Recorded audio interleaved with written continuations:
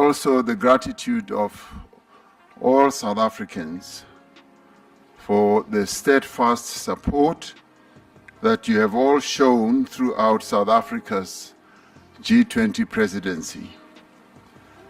Your commitment has been vital in reaffirming the G20 as the premier forum for international economic cooperation and also ensuring that it continues to drive progress on our most important challenges. We have met this year, in fact the entire year. Meetings have taken place in our own country and elsewhere in the world, including at the United Nations, supporting the presidency of South Africa of the G20. And we've met in the face of significant challenges and demonstrated our ability to come together, even in the times of great difficulty, to pursue a better world. South Africa's presidency marks the first time, as we have said, that the G20 has been hosted and held on African soil. We are truly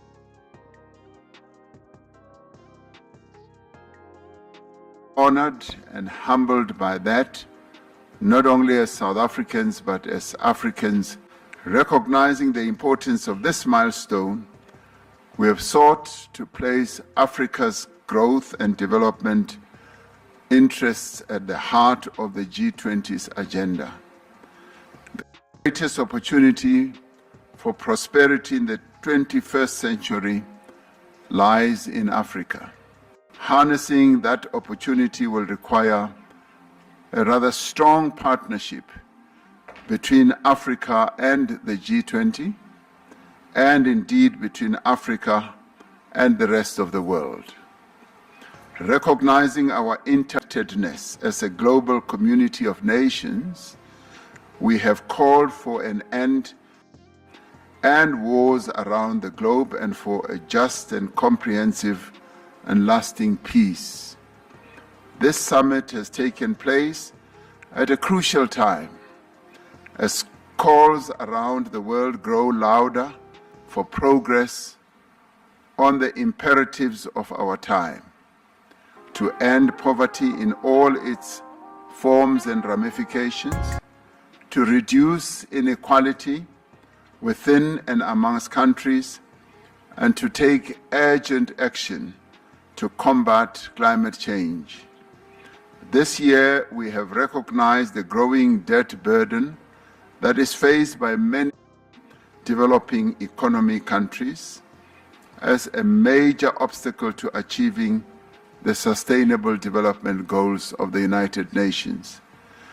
The G20 has pledged to extend support to low and middle income countries as they confront debt vulnerabilities. Together, we must create a virtuous cycle of reduced debt, higher public investment, and more rapid and inclusive economic growth. When we become more successful, all of us, then the whole world becomes successful. When we began our presidency, we pledged to mobilize the G20 to strengthen disaster resilience and response. Climate-induced natural disasters spare no country. Disasters know no borders. But their toll is heaviest on those without the means to recover and to rebuild. We therefore called on G20 leaders to urge the global community to scale up post-disaster reconstruction. In this regard, South Africa introduced the high-level voluntary principles for investing in disaster risk reduction and encouraged international collaboration to strengthen investment in preventing and responding to disasters. We've made progress in mobilizing finance for a just energy transition. Climate change touches every nation, but it impacts on everyone unevenly. That is why we have together pledged to increase the quality and the quantity of climate finance to developing economies, to strengthen multilateral development banks, to support country platforms like the Just Energy Transition Partnership, and to unlock private capital. We reaffirmed our dedication to energy security, affordability and universal access, and the importance of supporting developing economies in their transition to low carbon emissions. We recognize the need for deep, rapid, and sustained reductions in greenhouse gas emissions and the need to substantially scale up investment and climate finance from all sources. During this summit, our support for the G20 Critical Minerals Framework, a cooperative blueprint to ensure that critical minerals resources drive prosperity and sustainable development across the globe. Our presidency coincided with the end of the first cycle of the G20 presidencies. Following the mandate given to our presidency at the 2024 Rio de Janeiro Summit, we undertook the G20 at 20 review, drawing on the diverse perspectives of participating members and guest countries as well.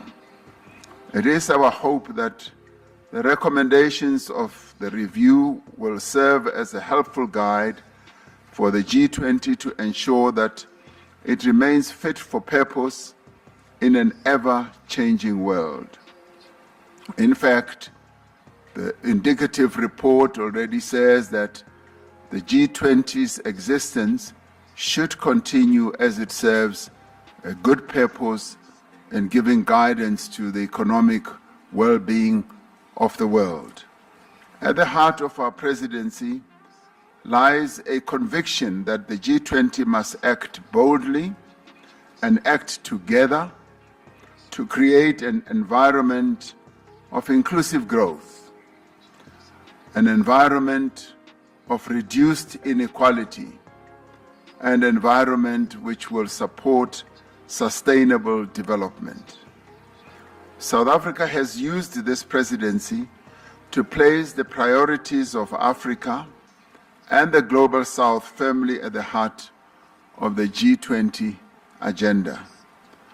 Building on the developmental agenda of previous presidencies in Indonesia, in India, and Brazil, we have prioritized the issues that matter most to developing economies. And in executing our task as the G20 president, we learned a lot from what Indonesia did, what India did, and what Brazil did. In many ways, what we see having unfolded here was based on the foundations that those three countries of the Global South put in place. The G20 South Africa Summit Leaders' Declaration is more than words.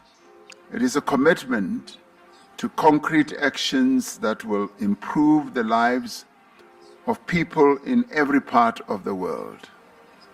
Our agreement on a declaration during this summit demonstrates the value of the G20 as a forum that can facilitate joint action on issues of shared concern. Shared concern not only for the leaders, but shared concern for the peoples of the world. More than that, it reaffirms our renewed commitment to multilateral cooperation and our recognition that our shared goals outweigh our differences. Together, we must accelerate progress towards the 2030 Sustainable Development Goals of the United Nations and the Pact for the Future. We have laid the foundation of solidarity. Now we must build the walls of justice and the roof of prosperity. Let us move forward together, demonstrating to the world that we do have the capacity to confront and overcome the world's challenges through partnerships across society, and by remembering our common humanity, we can create a more secure, a more just, and a more prosperous world. And together, we can ensure that no one is left behind. I now say that this gavel of this G20 Summit formally closes this summit and now moves on to the next president of the G20, which is the United States, where we shall see each other again next year. The summit is therefore closed.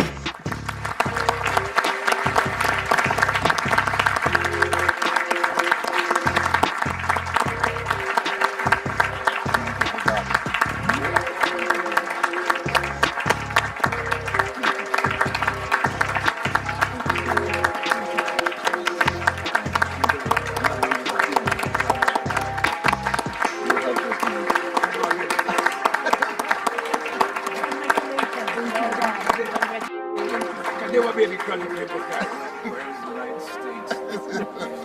They're not here.